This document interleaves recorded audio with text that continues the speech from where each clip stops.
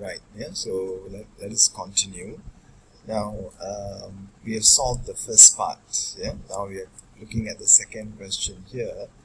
Okay, what is the rate that we can try? And the unknown element here is the rate, the interest rate, yeah.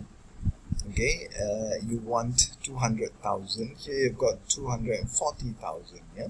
So in order to get a lower present value, you should try a higher rate. So what is the higher rate that you can try? So a good starting point will be 1%, yeah. So let's try that 1% here. Okay, if you try 1%, you get this value, $224,775.19. Now, obviously, this is higher than this, yeah. So this is the computed present value, which is higher than this. So you know that this rate is not high enough. You should try a higher rate. Okay, let's try a higher rate. Yeah? You need lower present value. You need 200,000, but you've got 224,000. Yeah, so you need to try a higher rate.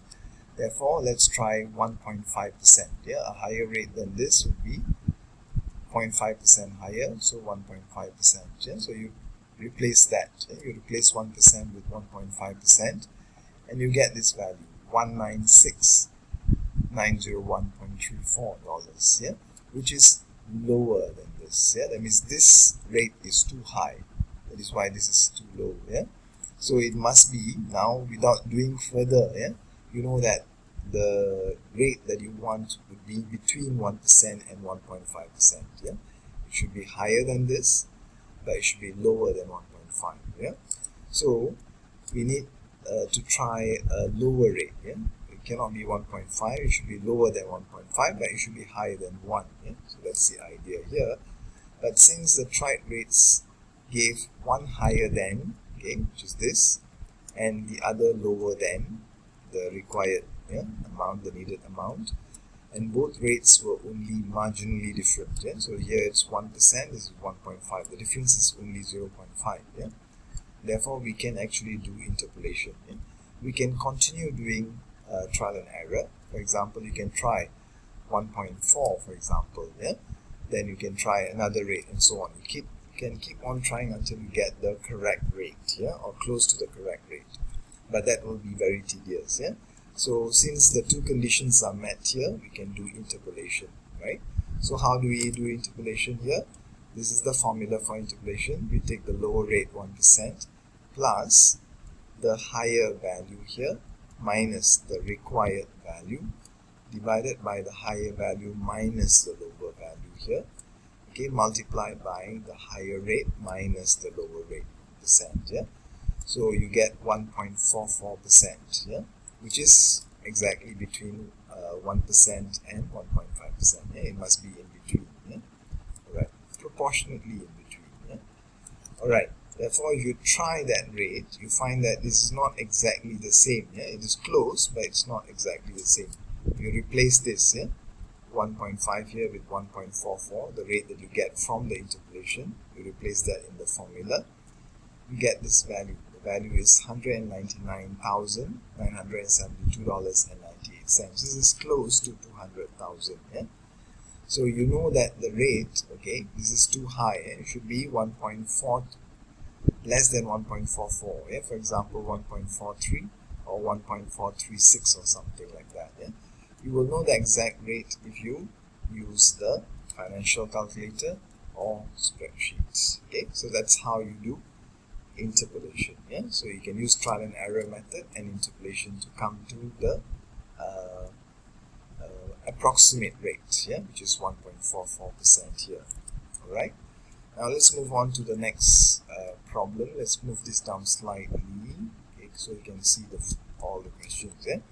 Suppose you have 200,000 to deposit and can earn 0.75% per month. Yeah, the same interest rate here. Okay, and 200,000 to deposit, only 200,000. Okay, how many months could you receive the $5,000 payment? So here, what are the known elements? The present value is known of annuity. Present value of annuity is known. The interest rate is known. Okay. And the $5,000 payment is known. Yeah, the payment is known. So what is not known? How many months, the number of periods or number of payments that you will receive. Yeah. So you solve for the payment here. Okay, let's look at the formula. Alright, yeah, this is the formula for the number of payments. You take the natural log, 1 minus the present value of annuity divided by the payment multiplied by the interest rate, 0.75.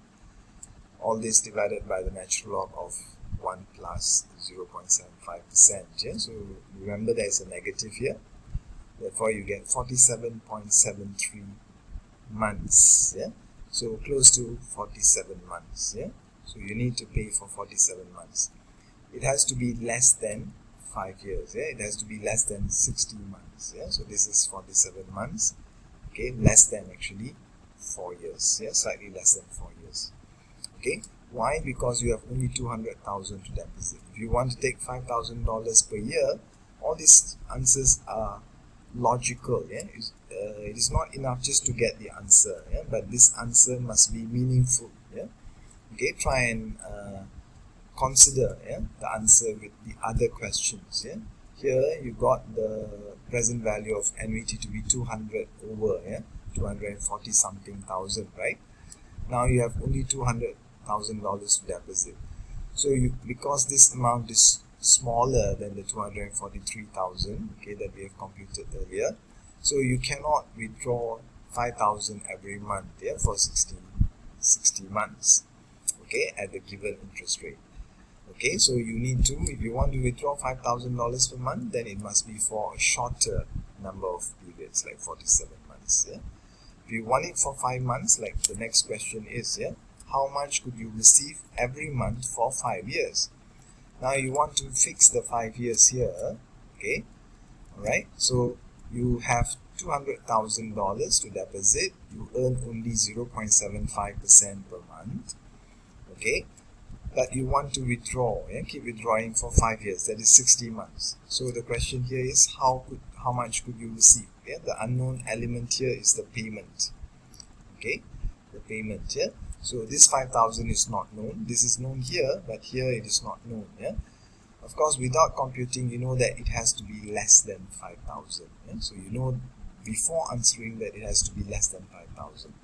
Okay, it cannot be more than 5,000. It cannot be 5,000. So to solve for that, okay, that's at the very bottom. Let's try and drag this down a little bit. Okay, so here 200,000. So remember the formula for solving for the payment of an annuity. This is the present value of annuity multiplied by the interest rate divided by 1 minus 1 plus the interest rate raised to the power of negative n, negative 60. So you find that this is $4,151.67. As I said, this must be less than this 5,000 here. Alright, so this seems to make sense. So it is not enough just to get the answer, but also to ensure that the answer makes sense in the context. So this is this answer makes sense.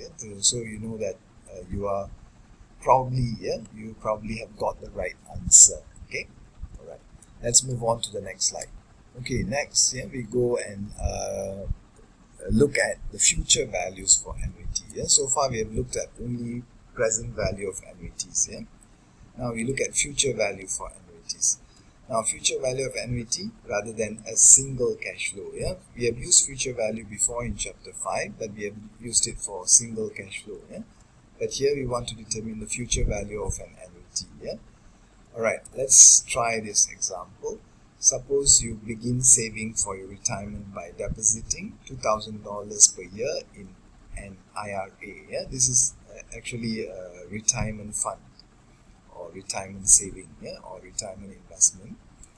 If the interest rate is 7.5%, how much will you have in 40 years? Now note the known elements here. The known elements are the interest rate, 7.5%, this is per year, and number of years, 40 years, this is also in years, so it's consistent, and the payment. You want to deposit $2,000 per year now, for 40 years, so that you will have some money at the end of your retirement after 40 years. Now the unknown element is how much will you have? Yeah, suppose you begin, how much will you have in 40 years? Okay, so the future value of your savings, yeah, this $2,000 per year for 40 years. We want to know what is the future value. Yeah, so we can use the formula. Okay, this is the formula, future value of annuity. This is not present value. Yeah, we want to know the value of this $2,000 per year at the end of 40 years, after 40 years. Yeah, therefore we take this A multiplied by, note the difference in the formula. Yeah, this is not present value. So this is 1 plus r raised to the power of n minus 1 divided by r. Yeah? It is not negative power, it is positive power, 40. Yeah? So please note that. So it's $2,000 multiplied by 1 plus 7.5% raised to the power of 40 minus 1. This divided by 7.5%. Therefore your sum, okay, savings here at the end of 40 years will be $454,513.04. Yeah, this is what you will have. Yeah, if you deposit $2,000 per year for 40 years at an interest rate of 7.5% per annum, yeah, or per year. Okay, so this is how you solve. Yeah, you can show it in spreadsheet and also in the financial calculator application. Yeah, let's look at the spreadsheet first. Yeah. Okay, yeah, note this. Okay, so the interest rate, yeah, we are trying to solve the same problem using the spreadsheet. The interest rate is 7.5%. The payment, yeah, that you're going to make into your retirement savings account is $2,000 per year, and you do it for a period of 40 years. Okay, now the present value is 0. Yeah, this is not a present value problem, it's a future value for annuities. Yeah, problem. Now future value, how do you determine this? Okay, you use this function in Excel. Yeah, equal to FV stands for future value. Yeah, for present value we use PV. For future value we use FV. Yeah, then open bracket, we first determine the rate. We specify the rate, which is 7.5%. This cell B179. Then the number of periods. Okay, number of periods will be this. Okay, 40. You can either type in 40 or you can click this cell here, yeah, which is B181. Then the payment, okay, which is negative. Yeah, don't forget the sign convention, it must be negative here. Then the present value, yeah, which is 0. Okay, then the type, yeah, this is 0 because it is an ordinary annuity. Yeah, we'll come to annuity due a bit later. Yeah, all right, once you've finished that, then close bracket and click on OK, and you get this value. Yeah, $454,513.04. Yeah, so it's the same answer that we get on the slides. Yeah, now let's look at this question from, or solve this using financial calculator. Alright, yeah, present value is 0. Okay, note this, yeah, the note is end, okay, because it's an ordinary annuity. Payment is 2,000, yeah, negative 2,000. Okay, future value, this is what you want to compute. The interest rate is 7.5%, 7.5. Periods, yeah, this is 40. Alright, so this is annual. Okay, make sure that this is annual. And click on future value, yeah. So you get 454,513.04, which is exactly the same answer, yeah, that we've got using the slides, yeah. So this is how you solve future value of annuity problem. Yeah, let's go back to the slides. Now we come to the next topic, yeah, about annuity. We look at annuity due. Yeah, right. So we will look at annuity due in the next slide. Yeah, okay. We'll stop here and then we'll continue in the next clip. Yeah, thank you.